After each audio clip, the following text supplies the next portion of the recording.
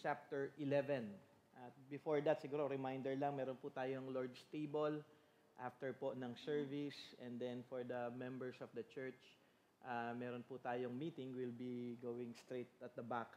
Short lamang po yun. I will just be discussing yung ating mga remainder activities for the year of 2023. So, mga reminders lamang po yun. Tsaka regarding sa workers retreat. So, please do stay. And then after ng meeting, we'll have lunch.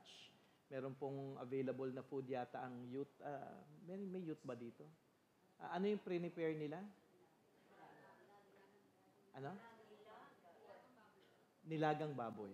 Okay. So at least may lunch pong available. If you want to stay for lunch, you can stay. And then after that, we'll have our combined cell. I'll be teaching about parenting po muli. So it's a long day today. Later then, actually, this around 3:30, those who want to stay after the Bible study, we invited at least 25 people from Manggahan, yung mga nasunugan. Hindi naman natin kayang i-support kasi there are around 71 families po yun. Medyo marami po yun. So, we have come up with something para at least makatulong lang sa kanila, sa mga nasunugan. And then, at the same time, syempre, yung purpose is for the gospel.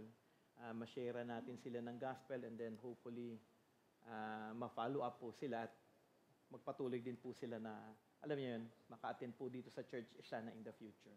Okay, so tayo po yung magkapatuloy sa ating pag-aaral in Hebrews chapter 11 from verse 8 to 22. Nag-start po tayo last Sunday regarding the faith of Abraham. Okay, part 1 and part 2 po ito. So nakita na po natin yung dalawang bagay patungkol sa pananampalataya ni Abraham. It was an obedient faith and it was a forward-looking faith. So, naaral natin from verse 9 to verse 10. At magpapatuloy po tayo this morning sa verse 11 up to verse 16. Dalawang inclusion muli patungkol sa pananampalataya. Confident faith at assured faith. So, mahalaga po ito dahil ang pananampalataya in Scripture, I've been hearing some sa Facebook na aking napapakinggan. Meron po silang view na ang faith is just to believe. Okay? But to believe, syempre po dapat may evidence po yung ating faith. A lot of people believe that there is a God. Pero hindi ho ito minsan malinaw sa kanila. They believe in God, they believe in Jesus Christ, pero wala pong evidence of salvation. So importante po yung response ng isang tao pag siya po ay nanampalataya, ito po ay dapat na nagresulta ng tunay na pagkilala sa Diyos at pagsunod sa Kanya. One example na lamang po sa ating mga nabasa at naaral na, makikita po natin, palagi pong may kasamang obedience po siya. So if you believe God, if you believe in Jesus Christ as your Lord and Savior, kasama po nito ay ang tunay na pagsunod. So naaral na po natin yung obedience ni Abraham and yung kanyang faith, bahagi din ng kanyang faith is forward-looking. And ating po titignan yung confident faith niya at yung kanyang assured faith sa verse 13 to 16. Actually, yung part 3, aaralin po natin ito next week. Yung faith po ni Abraham was tested and death-defeating faith. So makikita po natin, faith is not just faith. Hindi lamang po siya pananampalataya, pero meron po itong elements na kailangan po na nakikita din po natin sa ating buhay. Siguro atin pong basahin ang Hebrews chapter 11 from verse 11 to 16. Sabi po dito, by faith, Sarah herself received power to conceive, even when she was past the age, since she considered him faithful who had promised. Therefore, from one man, and him as good as dead, were born descendants as many as the stars of heaven, and as many as the innumerable grains of sand by the seashore. These all died in faith, not having received the things promised, but having seen them and greeted them from afar, and having acknowledged that they were strangers and exiles on the earth. For people who speak thus make it clear that they are seeking a homeland. If they had been thinking of that land from which they had gone out, they would have opportunity to return. But as it is, they desire a better country. That is, a heavenly one. Therefore, God is not ashamed to be called their God, for He has prepared for them a city. So, una, tignan po natin yung verse 11 and 12. Confident faith. Faith actually is believing in God's promises. So, do you believe in Jesus Christ that He died for your sins? Do you believe that Jesus Christ rose from the dead? And now, if you come to faith in Jesus Christ, you will have eternal life. So, may mga promises po. Yung forgiveness, hindi talaga natin alam kung na-forgive po tayo. But we believe that there is a promise na meron pong promesa, pangako ang Panginoon, na kung ikaw ay mananampalataya kay Kristo sa ginawa niyang kaligtasan para sa atin, tayo ay makakatanggap ng kapatawaran. Yun po yung faith. Kasi minsan, di ba, we would doubt, minsan tayo, di ba, kapag meron po tayo nagawang hindi maganda sa ating kapwa at humingi tayo ng sorry sa kanya, minsan nagda-doubt pa tayo, pinatawad niya kaya talaga ako? Parang hindi. Actually, si God, pagka sinabi po niya na kung ikaw ay mananampalataya kay Kristo, na siya'y nagbayad ng iyong mga kasalanan, na siya'y nabuhay ng matuwid para sa iyo, at kung ikaw ay mananampalataya, tunay na kanyang tutuparin yung kanyang pangako. So, ganito din po actually yung kay Abraham. Okay? Ang pagtupad ng Diyos sa kanyang pangako, actually, makikita natin ito in Genesis chapter 15. So, isa-isahin po natin muli yung narrative para at least makita natin kung ano yung mga pangako ng Diyos at kung paano niya itinupad sa buhay ni Abraham. In Genesis 15, 1-6, sabi po dito, "After these things, the word of the Lord came to Abram in a vision. Fear not, Abram. I am your shield. Your reward shall be very great." Ganda ng promise niya, no? But Abram said, "Oh Lord, what will you give me? For I continue childless, and the heir of my house is Eliezer of Damascus." And Abram said, "Behold, you have given me no offspring, and a member of my household will be my heir." And behold, the word of the Lord came to him, "This man shall not be your heir. Your very own son will be your heir." And he brought him outside and said, "Look toward heaven, and number the stars, if you are able to number them." Then he said to him, "So shall your offspring be." Yung maganda pong part po dito, at mahalaga po na maalala po natin ito palagi. "And he believed the Lord, and he counted it to him as righteousness." Makikita natin sa tagpong ito ang kahinaan din, actually, ng pagkilala pa ni Abraham sa ating Panginoong Diyos. May pangako ang Diyos sa kanya, God will be his shield, he will receive a great reward. Pero ang naisip ni Abraham at that time ay ang kanyang kalagayan. Imbis na matuwa siya, di ba, alam mo yun, may pangako si God sa kanya, pero siya ay parang in some way, sinishare niya yung kanyang kalungkutan. Wala pa akong anak, yun yung kanyang sinasabi. Naisip niya yung kanyang sitwasyon. Siguro in line with God's promises, mayroon man akong great reward, riches man ito, pero wala naman akong anak. Ang magiging tagapagmana naman ng reward na itong sinasabi mo to ay ang katiwala kong si Eliezer. Di ba parang nakakalungkot? You will receive a great reward, pero nakikita po natin yung honesty lamang ni Abram. Para sa kanya, hindi mahalaga yung mga bagay na ito. Although alam niya na blessing ito ng ating Panginoon. Pero at that time, makikita natin yung kalungkutan niya. In our time, actually, kung mag-asawa walang anak, sa ating panahon, ay parang normal lamang. Okay? Hindi ito concern sa karamihan o maging sa ibang mga mag-asawa. Ako, actually, before, nung kami ni Del, hindi nagtuloy yung first baby namin kasi nabuntis si Del after 3-4 months yata. Hindi siya nagtuloy. And then we tried many times. May mga ginagawa pa kami sa kanya, kinuhanan pa ako ng dugo, prenosis ito, hinimatay pa ako sa ospital. So, alam mo, parang magkaroon lang kami ng anak. So, for 3 years, we tried, pero hindi natuloy. Hindi kami nagkaroon ng anak for 2.5 years after nung first baby.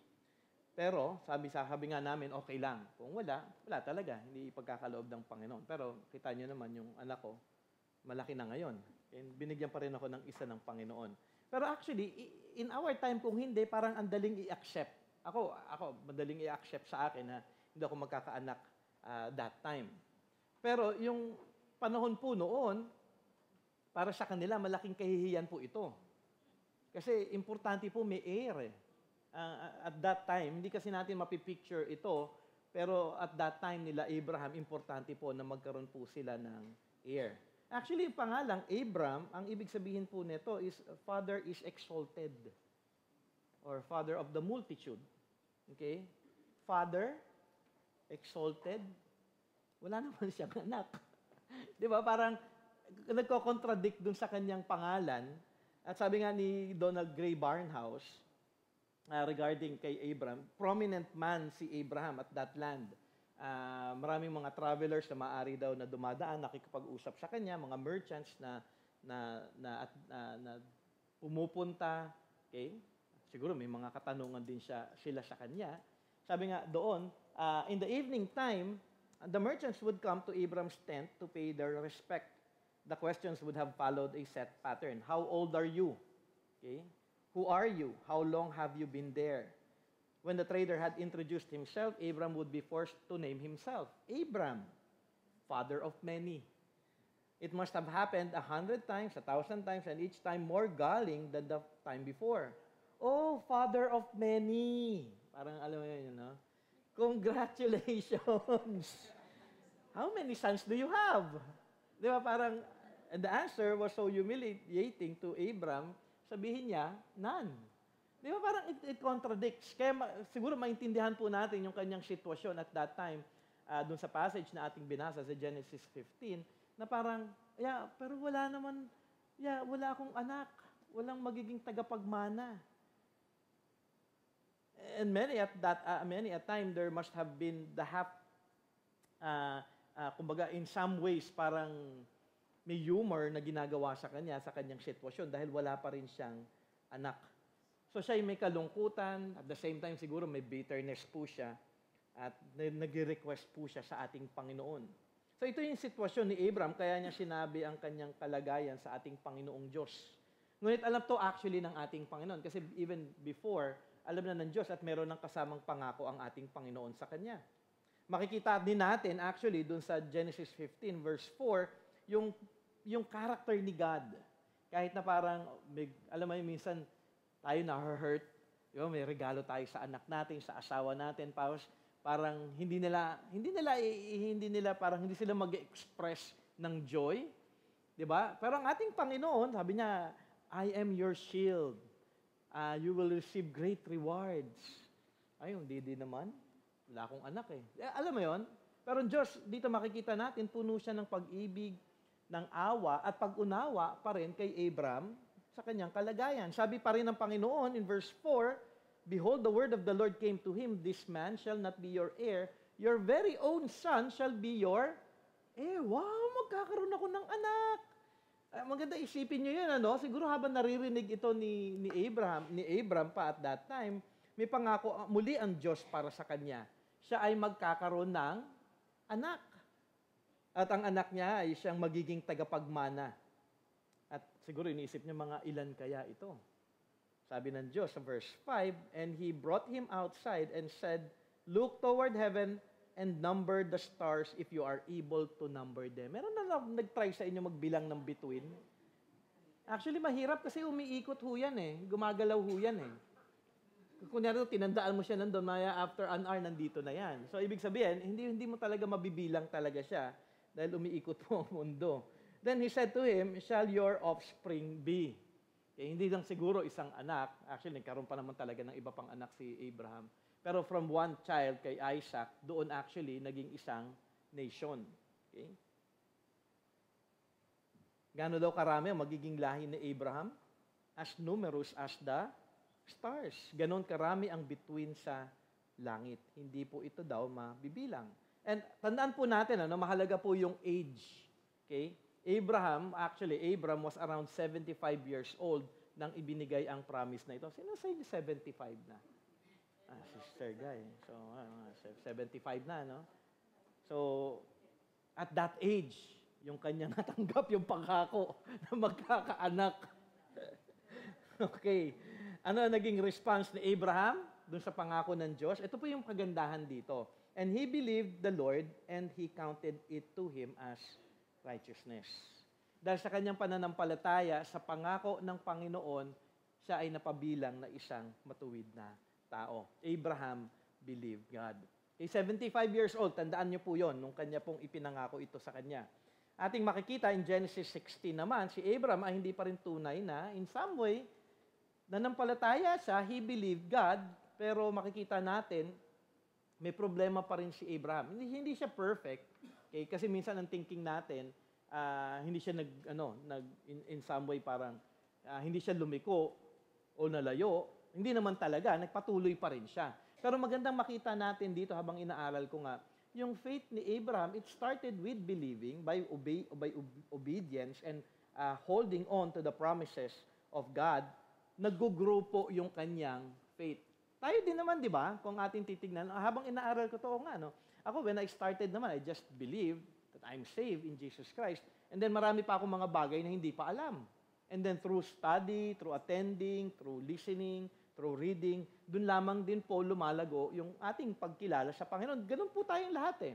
Hindi naman tayo may faith na, okay na. Kasi kung ating titignan, even si Abel, yung faith niya is through sacrifice.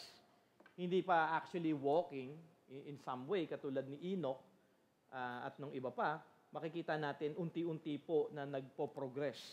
Sa Genesis 16 verse 1 to 4, basahin ko lamang po at mahalaga din po ito. Sabi niya, now Sarai, Abram's wife, had borne him no children. She had a female Egyptian servant whose name was Hagar. Ganda ng pangalan ng Hagar. And Sarai said to Abram, behold, now the Lord has prevented me from bearing child. Go into my servant. It may be that I shall obtain children by her. And Abram listened to the voice of Sarai. So after Abram had lived 10 years in the land of Canaan, Sarai, Abram's wife, took Hagar the Egyptian, her servant, and gave her to Abram, her husband, as a wife. And he went into Hagar, and she conceived. And when she saw that she had conceived, she looked with contempt on her mistress. So makikita natin dito, hindi talaga actually, in some way, nagpakita ng faith. Dahil, alam mo yon, isipin nyo kung ilang taon na dito si Abram. Actually, it was around 85.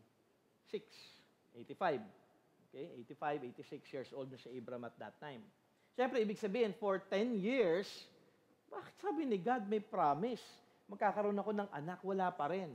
So, kaya sila gumawa ng paraan. Wala pa eh. Doon actually makikita din yung kahinaan mainly ni Sarai in terms of trusting God. Si Abram naman, ayaw nga, nasundin na lang kita. Baka magkaroon pa tayo ng anak. Okay? So, pinangalanan nila ito na Ishmael, yung naging anak niya kay Hagar. Okay, 86 years old na si Abram nung pinanganak si Ishmael. Okay, 75 old siya nung unang binigay yung pangako, around 10 years, wala pa yung pangako, kaya sila nag-move on sa pangako ng Panginoon. So makikita natin, Then Genesis 17, ito yung story ng pagbibigay ng Diyos ng covenant of circumcision. So dito parang uulitin ng Panginoon yung pangako sa kanya. Verses 1 to 8 ng Genesis 17, when Abram was 99 years old, so tumanda na siya lalo. From 86, 99 years old, the Lord appeared to Abram and said to him, I am God Almighty, walk before me and be blameless, that I may make my covenant between me and you, and may multiply you greatly. Then Abram fell on his face, and God said to him, behold, my covenant is with you, and you shall be the father of a multitude of nations. Balik ulit yung pangako ng Diyos. No longer shall your name be called Abram, but your name shall be Abraham, for I have made you the father of a multitude of nations. I will make you exceedingly fruitful, and I will make you into nations, and kings shall come from you. And I will establish my covenant between me and you and your offspring after you throughout their generation, for an everlasting covenant, to be God to you and to your offspring after you. And I will give to you and to your offspring after you the land of your sojournings, all the land of Canaan for an everlasting possession, and I will be there, God. Actually, that may pangako ang Panginoon. pamilya, magkakaroon siya ng anak, multitude, at land. Okay? Yun yung mga pangako ng ating Panginoong Diyos sa kanya. So dito, makikita natin si Abraham ay 99 years old na. So si Ishmael is around 13 years old. Okay? Then in verse 15 to 21, ang pangako ng Diyos sa kanila ni Sarai na sila ay magkakaroon ulit ng anak. Sabi sa verse 17,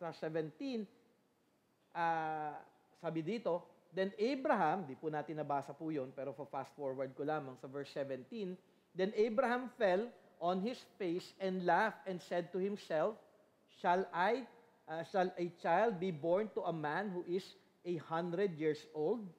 Shall Sarah, who is 90 years old, bear a child? May 90 years old sa inyo? Wala pa, no? So, makikita natin, kaya po maganda yung inaalaw ni God to para manampalataya sila na wala po talagang imposible sa Diyos. Kasi imposible talaga na magkaroon ng anak ang isang 90-year-old at that time. Okay? Siguro nung mga nauna pa, before kay Abraham, nung unang mga tao, di ba, medyo mahaba, mas mahaba kasi yung buhay nila. No? Bubuhay silang 900 years, 800 years. So, dito makikita natin, sa Genesis 17, may pangako ulit. Si Abraham, medyo tumatawa na para lahat ng mas imposible na ito eh. Siguro nung 75 siya, dahil 65 pa lang si Sarah at that time, parang okay, pwede pa. Pero ngayon, hindi na.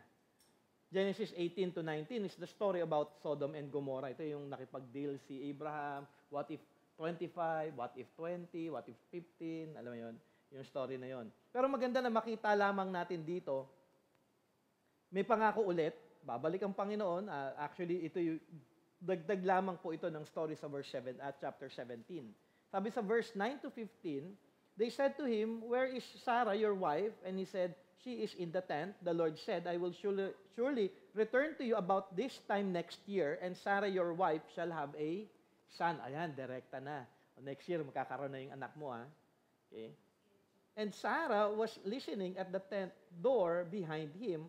Now, Abraham and Sarah were old, advanced in years. Hindi naman siguro matanda yun.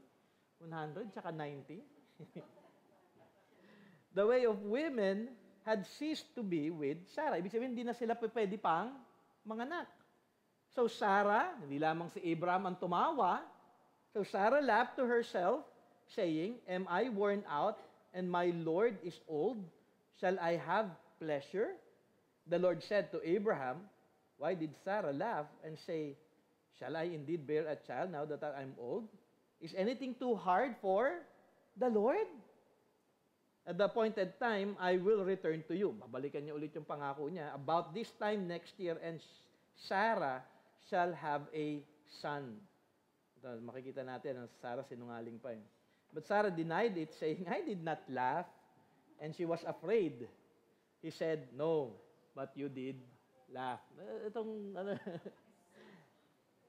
Pero ang blessing lamang dito, no, with them, kung ating makikita, may promise ulit, yung promise binigay ulit ng ating Panginoon sa kanila, progressive yung promise, okay? Pero ang ating Panginoon, hindi siya yung parang, o nga pala, no, napangako ko sa iyo ito nung 75 years old ka, ngayon ko lang naalala. Hindi ganon. Actually, may plano talaga ang ating Panginoon. At ngayon, may definite time na kung kailan siya magkakaroon ng anak. Ito nakakatawa dito. Then chapter 20. Yung story po ni Abraham at ni Abimelech. Abimelech, king of Gerar, took Sarah, who is 90 years old. Kasi maganda pa rin si Sarah eh. Isipin mo, 90 years old, ano? Kinuha pa ng hari. Of all the women in the land, si Sarah nakita niya, kinuha niya, pero hindi sila nagkaroon ng relationship. Dahil prinotektahan ni God at inalaw ni God na walang mangyari kay Sarah. Okay? Pero gusto ko lang makita ninyo doon, ano? At Genesis chapter 20, siguro parang, alam mo yun, yung itsura niya talagang mukhang siguro 20 years old pa lang. Although 90 years old na siya. Genesis 21, ito na yung story kung saan ipinanganak na ngayon si Isaac. So makikita natin from Genesis 15, Genesis 21, actually, yung tagal ng panahon na yon bago ibinigay ng ating Panginoon Diyos yung kanyang pangako. Sabi sa Genesis 21 verses 1 to 7, the Lord visited Sarah as he had said, and the Lord did to Sarah as he had promised. And Sarah conceived and bore Abraham a son in his old age at the time of which God had spoken to him. So, ibig sabihin lamang neto, totoo yung sinabi ng Panginoon. Tinupad niya yung kanyang pangako. Abraham called the name of his son who was born to him, whom Sarah bore him, Isaac. And Abraham circumcised his son Isaac when he was 8 days old, as God had commanded him. Abraham was 100 years old when his son Isaac was born to him. 100 years. Ayoko nang umabot ng 100, ano? And Sarah said, God has made laughter for me. Everyone who hears will laugh over me. Siguro nga, pinagtatawanan siya. Hindi natin alam. And she said, who would have said to Abraham that Sarah would nurse children? Yet I have borne him a son in his old age. From 75 years old, kanyang natanggap ang pangako ng anak at the age of 100. 25 years siyang nag-antay. God was indeed faithful to His promise. Yun yung pinaka-importante dito. Pero makikita natin, kahit na hindi naging faithful si Abraham, ang Diyos ay nanatiling faithful. Siya ay naging tapat. Kahit na sa ating mga nabasa, nakita natin in a lot of ways yung kahinaan din ng pagtitiwala ni Abraham sa Diyos. Ngunit despite all of that, Abraham, in a lot of ways, confident pa rin naman siya. Hindi nga lang na ipipicture maigi dito sa story, pero throughout those years, makikita natin, for sure, siya ay nagtitiwala sa Panginoon. Because God was faithful to him all the time. Diba? Ang tapat po yung Panginoon sa kanya. Yung sa Sodom and Gomorrah, yung si Lot na kinuha ng mga tao, niligtas niya ito. So maraming mga promises, maraming mga nangyayari at that time na nakikita ni Abraham na ang Diyos ay mabuti at tapat sa kanya. So siguro maaring in some way na nagiging impatient siya, pero makikita natin, ito ay test of faith kay Abraham kung siya ay patuloy pa rin na magtitiwala sa ating Panginoong Diyos. At nawa tayo ganun din. May mga pangako ang ating Panginoon sa atin, panghawakan po natin ito dahil yung story po in the Old Testament was given to us as a lesson. At mahalaga po na makita natin ito. Siguro balikan ko lang ulit, Hebrews 11 to 12, sabi dito, ito po kasi yung yung parang summarized version na nung writer ng Hebrews regarding do sa mga bagay na nabasa natin. By faith, Sarah herself received power to conceive even when she was past the age, since she considered him faithful who had promised. Therefore, from one man, and him as good as dead, were born descendants, as many as the stars of heaven, and as many as the innumerable grains of sand by the seashore. Totoo po, kasi syempre, Hebrews na po ito, letter sa Hebrews, nakita niya na kung gaano naging katapat ang Panginoon in the Word of God. Ipinakita dito lahat ng story kung gaano sila karami na. At attestation po ito, kumbaga, makikita po natin yung patotoo mismo ng writer na ang ating Panginoong Diyos ay tunay na tapat sa kanyang pangako. Pero many commentators sa akin pong pag-aaral, ina-attribute pa rin po yung faith na ito, hindi kay Sarah, kundi kay Abraham pa rin. Sabi nga ni John MacArthur, actually, mga siguro 2, 3 commentators na aking nabasa, kanilang interpretation is, isa na dito si John MacArthur, it is not Sarah, it's just Sarah and Abraham daw. Pero mayroong maganda explanation din ni John MacArthur. Sabi niya, and I quote, received ability to conceive. In Greek po is katobelen spermatos. So siguro maintindihan niyo na yung spermatos coming from sperm. Means literally to lay down seed.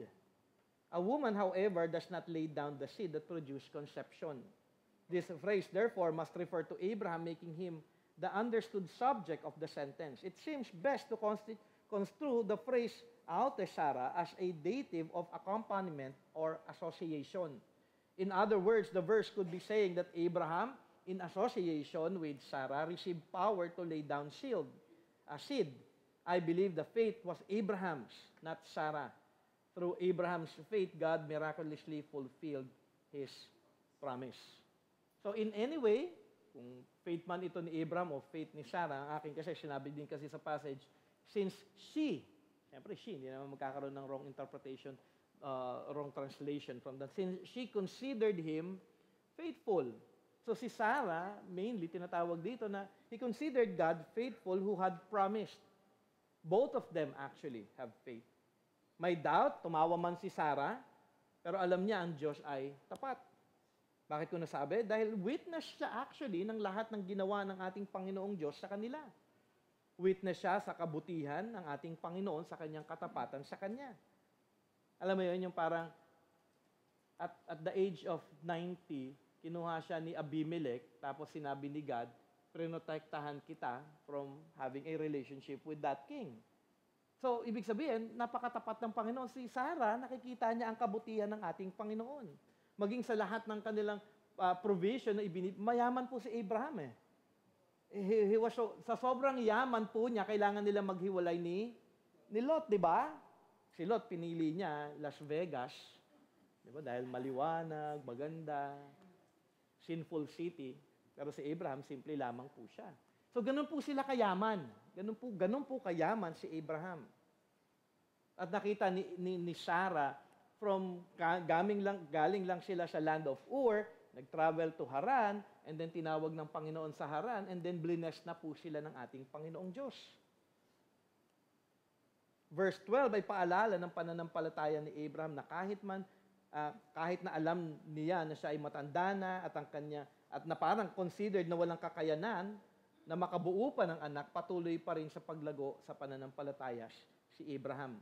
Siguro magandang makita natin yung sa ating nabasa kanina sa verse 12. Therefore, from one man and him as good as dead were born descendants as many as the stars of heaven. Sabi din po kasi ni Paul sa Romans 4:19 to 21, and basahin ko lamang po.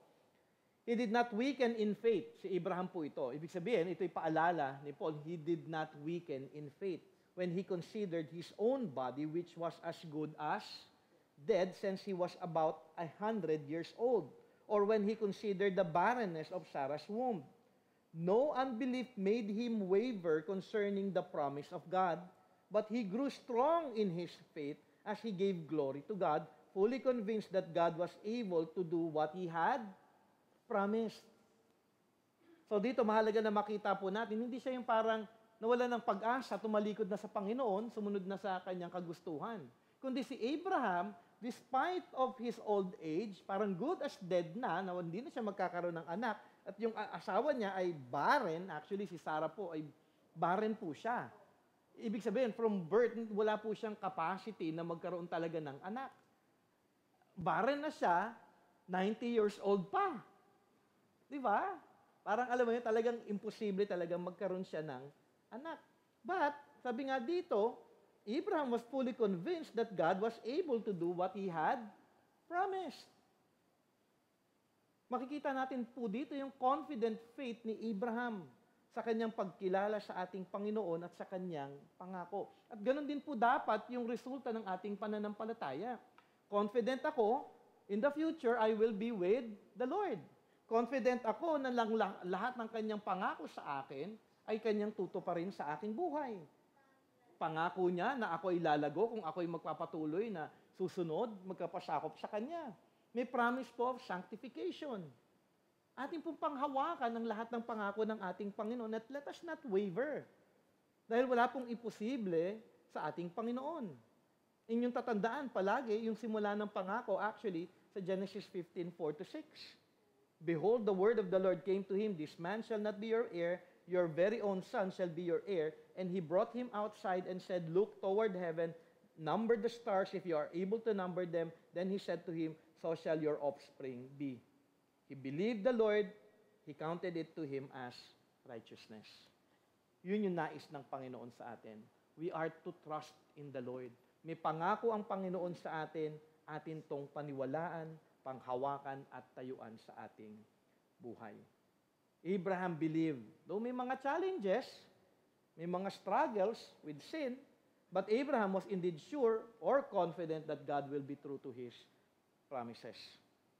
Siguro in application, maganda na makita natin, sa buhay ni Abraham, mahalaga na matutunan natin ngayon ang magpatuloy lamang na magtiwala sa Diyos at sa Kanyang mga pangako. Tayo ay patuloy na tumingin lamang sa ating Diyos. Tumingin kay Jesus.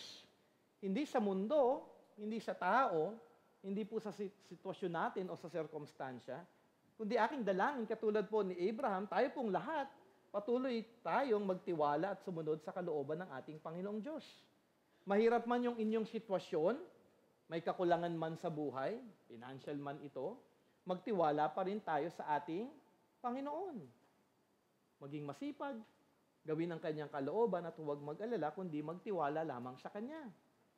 Walang trabaho, din magtiwala pa rin sa Panginoon.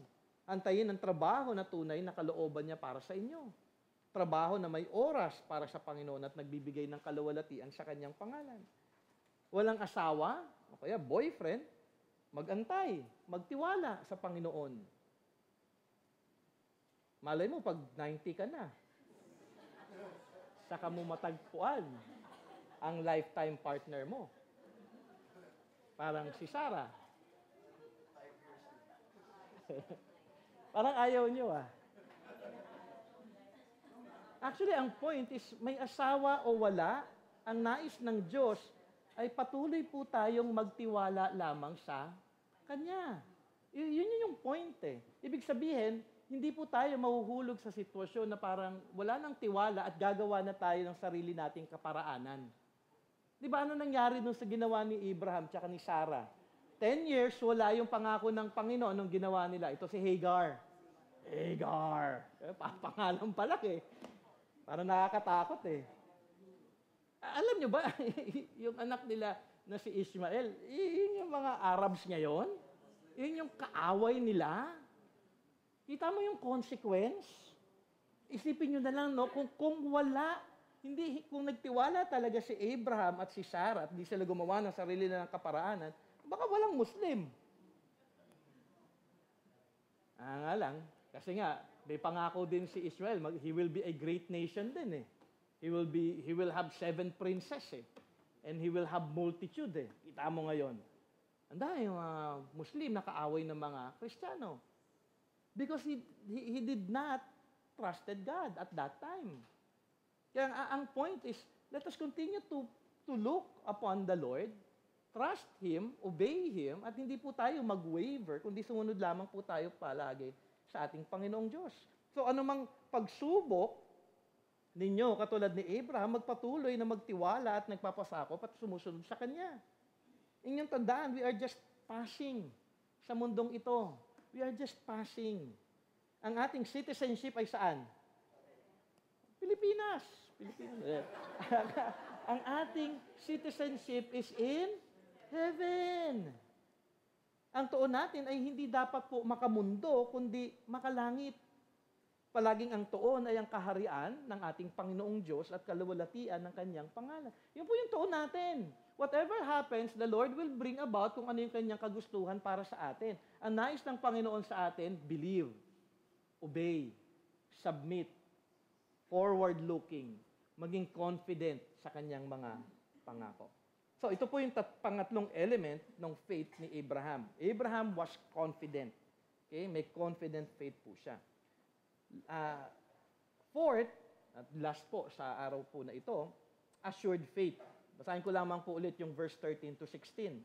These all died in faith, not having received the things promised, but having seen them and greeted them from afar, and having acknowledged that they were strangers and exiles on the earth. For people who speak thus make it clear that they are seeking a homeland. If they had been thinking of that land from which they had gone out, they would have had opportunity to return. But as it is, they desire a better country that is a heavenly one. Therefore, God is not ashamed to be called their God, for He has prepared for them a city. So verse 13, makikita po natin, all of them died. Abraham died in faith. He died believing in, sana ganun tayo, no? We die believing in the Lord. Ang kagandahan ng kanyang faith ay nagtiwala siya sa Diyos kahit hindi niya natanggap fully ang pangako ng Diyos. Hindi siya yung parang on the deathbed, si Abraham, Lord, di ka naging tapat sa akin, hindi niyo binigay yung pangako mo. Hindi po siya ganon. Kumbaga, he died with faith, confident, assured na ang Diyos ay mabuti pa rin. Kahit na inulit pa ang pangako kay Abraham sa Genesis 22 kung saan si Abraham ay sumunod na sa Diyos at kanyang handang ialay na si Isaac, anong pangako muli ng Diyos kay Abraham? Genesis 22 na ito, babalikan ulit ng ating Panginoon yung kanyang pangako. Sabi sa verse 17 to 18, I will surely bless you and I will surely multiply your offspring as the stars of heaven and as the sand that is on the seashore. So binalikan niya yung sand in the seashore, yung dust of the earth, yung kanyang mga sinabi before, sa Genesis something, 8 yata yun, or 9. And then Genesis 15 in other passages. And your offspring shall possess the gate of his enemies. And in your offspring shall all the nations of the earth be blessed because you have obeyed my voice. So matanda na dito si Abraham, dahil si Isaac medyo malaki na, pinangakuan ulit siya ng ating Panginoon. Kakaroon ka ng multitude ng mga anak. Dahil may obedience siya sa ating Panginoon. Maging sila Isaac, yung kanyang anak, at yung anak ni Isaac na si Jacob, hindi din nila natanggap yung pangako ng Diyos sa kanila. Di ba? Wala pa rin eh. May pangako din na kung ano yung pangako kay Abraham, ipinangako din sa kanila. But sabi nga, but having seen them and greeted them from afar. In some way, niisip na lamang po nila yung mga bagay na ito ng ating Panginoong Diyos ay tapat at kanyang tutuparin ang lahat ng ito. Para sa kanila, ang pangako ng Diyos ay sapat na. Dapat ganun din po tayo. May promise si God, hindi man natin na-experience, natanggap yung pangako niya sa kanyang salita, dapat sapat na sa atin yun. Dahil alam natin na kanya itong tutuparin, maybe not in our lifetime. Hindi na nila nakita na yung fulfillment nito, pero alam nila na ang Diyos ay tapat. Ibig sabihin, yung faith dapat natin nakatuon lamang kung sino ang ating Panginoong Diyos. Kinikilala ang kanyang karakter. Dapat siya, I believe that God is faithful. God is good, yes, I believe that God is good. God is love, yes, I believe that God is love. Minsan kasi tayo, pag meron tayong hindi nakuha sa mundong ito, anong minsan naiisip ng tao? Mahal ba ako ni God? We cannot claim anything from the Lord dahil binigay na niya yung pinaka-importante sa lahat para sa ating lahat. Sino yung binigay ng Diyos na pinakamahalaga? Jesus Christ. Si Jesus Christ dapat sapat na. Di ba? Nasa kanta natin yung kanina, yung satisfaction natin should be in Christ. Hindi po sa kagustuhan natin, hindi po sa mundo, hindi po sa offer ng mundo, kung hindi atin pong makita dapat na ang ating Panginoong Diyos siya lamang sapat na sa ating buhay. Nangyari ba lahat ng pangako ng Diyos? Yes! Not in their lifetime, pero itinupad pa rin ito ng ating Panginoong Diyos. Paano kaya nila nagawa na sila'y nanampalataya pa rin, namatay kahit hindi natanggap yung kanilang pangako, na sila'y nananampalataya pa rin sa Diyos? Siyempre, ito ay by grace at tunay na pagtitiwala sa Diyos. At sabi nga ng passage, ng writer po ng Hebrews, sila kasi may tamang pananaw. At ganun din po dapat tayo, magkaroon po tayo ng tamang pananaw sa mundong ito. Sabi nga, and having acknowledged that they were strangers and exiles on the earth. Kaya nga lang, ang feeling po natin, tayo ngayon sa mundong ito, nasa Pilipinas ako. Kung ano man yung pwedeng ma-offer ng Pilipinas, kailangan, meron ako niyan. Parang alam mo yun, yung parang inaako natin ng mundo in which alam natin na hindi naman tayo mabubuhay ng eternity dito sa mundong ito. We will all die. Hindi ko sinasabi na hindi mahalaga yung buhay ninyo kasi mamamatay din naman kayo. Hindi po ganon. Kumbaga, short lang yung buhay natin. Alam natin dapat kung ano po yung mga bagay na dapat natin binibigyan talaga ng importansya sa ating buhay. Alam po nila na hindi po home yung lugar po na kanilang kinakatayuan. Alam na nila before pa na ang tunay nilang tahanan ay ang makasama ang ating Panginoong Diyos. Lalo na tayo. Dapat po makita po natin yun. Sabi ko nga, pilgrims, di ba? Last Sunday, passerby lamang po tayo sa mundong ito. In truth, we must know better. Because tayo din ay may pangako kay Jesus na ating siyang makakasama eternally. John 14, verses 1 to 4, sabi dito, dahil nag-aalala yung mga disciples, let not your hearts be troubled. Believe in God, believe also in me. In my Father's house are many rooms. If it were not so, would I have told you that I go to prepare a place for you? And if I go and prepare a place for you, I will come again and will take you to myself, that where I am, you may be. Ang ganda-ganda ng pangako, di ba? Tapos tayo masyadong nagkukumahog sa mundong ito na parang, alam mo yon, bukas pwede tayo mamatay eh. Ang importante po, may heavenly perspective po tayo. Life is short. But i-offer na natin ang ating buhay ngayon dito sa mundong ito para sa ating Panginoon. At sabi pa nga ni Jesus Christ sa verse 4, and you know the way to where I am going. Saan ba pupunta si Jesus Christ? At that time, hindi pa actually alam ng mga ng mga disciples. Saan ba pupunta si Jesus Christ? He will go back to God the Father. At tayo alam na natin ngayon. So si Jesus Christ, He's with the Father. Pag tayo namatay, tayo ay kanyang makakasama eternally with Him. Actually, yung thief on the cross nga eh. You will be with me in paradise. Siguro lahat ng yung paghihirap niya doon sa cross, parang nahimasmasan siya doon, parang binuhusan siya ng malamig. Okay. Paradise. Word pa lang na paradise, maganda na eh. We will be with God. We will be with Jesus Christ. Do you believe that? Kasi mahalaga po eh. Yung faith natin maging tama. May tamang perspective, may tamang understanding. To be honest nga, dapat nga hindi tayo natatakot mamatay eh. Siyempre nakakatakot talaga mamatay. Hindi ko sinasabi, no? Kunyari, depende sa klase ng kamatayan mo. Kung kunyari daw, nahimatay ka tapos may pison. Nakakatakot talaga yun kung pison yung kamatayan mo. Pero hindi natin alam actually. In reality, hindi natin alam eh. Pero we are to be excited because when we die, we will be with the Lord.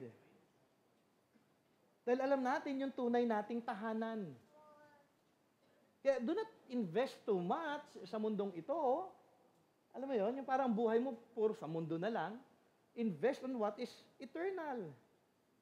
Dapat ito po yung maging yung tuon lamang po natin. Si Abraham, si Isaac, and Jacob was looking forward. Looking forward. Sabi nga sa verse 14-15, for people who speak thus, make it clear that they are seeking a homeland. They were seeking a homeland. If they had been looking of that land from which they had gone out, they would have opportunity to return. But as it is, they desire a better country, that is a heavenly. Do you desire a better place? Lahat tayo, alam mo yung bahay natin, mabubulok, masisira, maluluma, aanayin, in siguro 20 years more from now. Lahat yun mawawala eh. Lahat ng ari-arian natin mawawala eh. Yung kotse ninyo, mawawala na ng gulong kasi lumilipad na. Hindi natin alam eh. Pero kumbaga, those things are pang mundo lang. Pero like Abraham, hindi siya nakafix sa mundo. Kung lupa lang, actually may lupa din naman siya sa land of Ur eh. Meron din naman siya doon. Pwede silang bumalik doon. Pero alam niya na mas importante ang pagsunod sa kalooban ng Diyos. Mas mahalaga po ang pagsunod sa kalooban ng Diyos kaysa sa mundo na nais natin. Abraham desired more than what can be seen.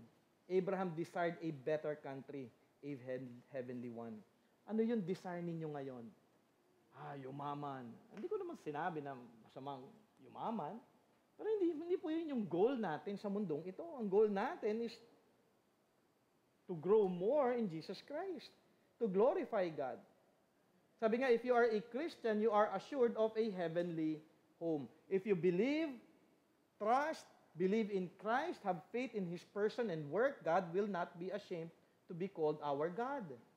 Sabi nga sa 1 Samuel 2:30, far be it from me, for those who honor me, I will honor. Pero kung ikaw ay makamundo, sabi nga, do not love the world or anything of this world. So, ibig sabihin, kung ang buhay mo talagang focus sa mundo, hindi niyo po mag-glorify si God. Kung ang hinahabol mo ay yung mga hinahabol din ng mundo, hindi po nakaka-glorify yun sa ating Panginoon. But what God wants from us is to believe, trust Him, at sama-sama po tayo as a church na lumalago po sa katotohanan na ito. In ending, in application, let us follow Abraham. Huwag po tayo makuha ng mundo sa kanyang pananaw na ang pananaw ay nakatuon lamang sa mga pansamantala o nakikita. Let us desire God more. Let us have a heavenly mind na ang tuon sa buhay ay ang ating paglago kay Jesus para makaakay po tayo ng iba sa ating tagapagligtas, maihayag ang mabuting balita sa kanila na hatid ni Kristo Jesus. Maging dalangin natin palagi ang magkaroon po tayo ng heavenly or eternal perspective. Hindi po worldly perspective. Na ang tuon natin palagi at sa bawat sitwasyon ay ang kalooban ng Diyos. Alam niyo yun, yung parang everyday, ang iniisip mo, Lord, ano yung mga bagay na kalooban mo na nais mo na aking gawin ngayon? Siguro, isipin po natin, mahalin natin yung ating asawa. Mahalin natin yung ating anak. Palakihin natin sila ayon sa salita ng Panginoon. Kung ikaw ay nagkatrabaho, ano yung kalooban ng Diyos sa iyong pagkatrabaho? Mag-glorify siya, maging mabuti kayong manggagawa. Hindi kayo nagnanakaw ng oras. Alam niyo yung patago, nag-Facebook lang pala. Kumbaga, be diligent. Do the work. Kung ano yung trabaho ninyo, gawin niyo yung trabaho ninyo. Kung kayo estudyante, mag-aral kayo ng mabuti. Hindi kayo puro bulakbol. Hindi puro SM. O kaya mall. Hindi ko alam kung ganun pa rin ba yung mga kabataan ngayon. O kaya, hindi puro, Call of Duty. Yung mga kinahihiligan nila ngayon eh. Kumbaga, walang masama maglaro, pero alam mo yun, kung ikaw ay Christian, ang focus mo, ang priority mo ay ang ating Panginoon at mabigyan siya ng kaluwalhatian sa ating buhay. Hindi natin ito magagawa sa sarili nating kakayanan, kundi patuloy lamang tayo na manalangin at umasa sa biyaya at tulong ng ating Panginoong Diyos. Upang ang ating puso, ang ating isip, palagi lamang na nakatuon sa Kanya.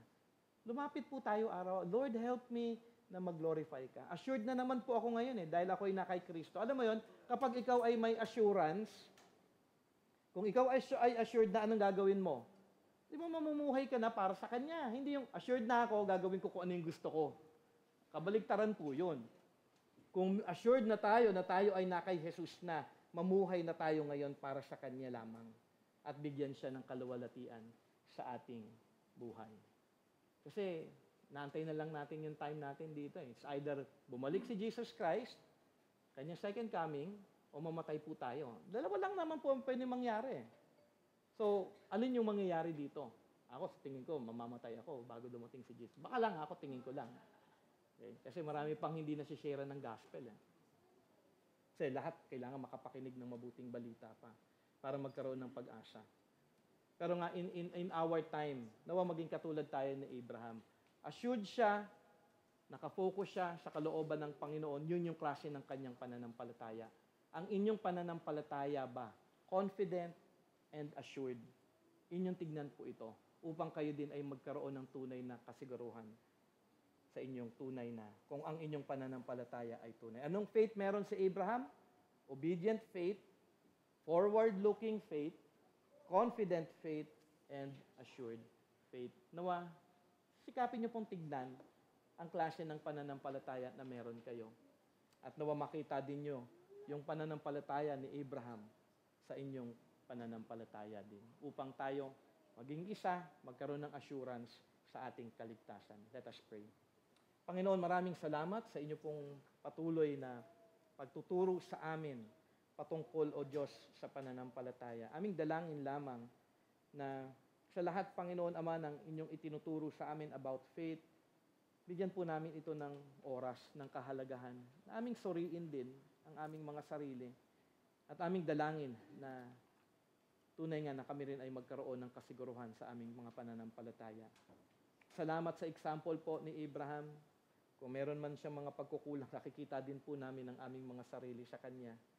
Kami din, Panginoon Ama, ay may kahinaan at maraming mga pagkakataon kami po ay napanghihinaan ng loob. But we pray, Lord, as you are encouraging us through your word, na kami nga ay magkaroon ng confident faith at assured faith sa iyo.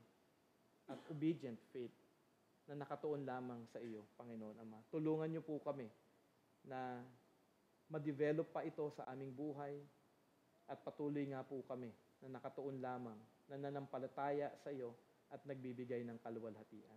Thank you for this day, and I pray for everyone, Lord God, this coming week. We pray for a good weather.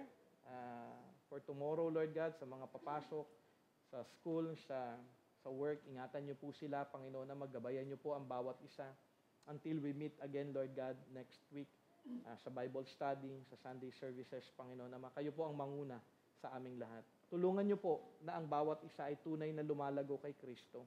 Tulungan niyo po kami na magbigay oras palagi sa inyong salita, mamuhay na lumalakad sa pananalangin, nagtitiwala sa iyo at umaasa sa inyong biyaya sa bawat pagkakataon. Tulungan niyo po kami dahil kami po ay mahina.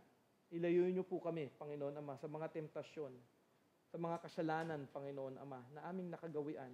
At tulungan niyo nga po kami na sa bawat araw ay lumalago, Panginoon Ama, sa karakter ng aming Panginoon at tagapagligtas na si Kristo Jesus. So help us, O God, by your grace. Help us to honor you. Help us, Lord God, to live our lives giving glory to your name alone. In Jesus' name we pray.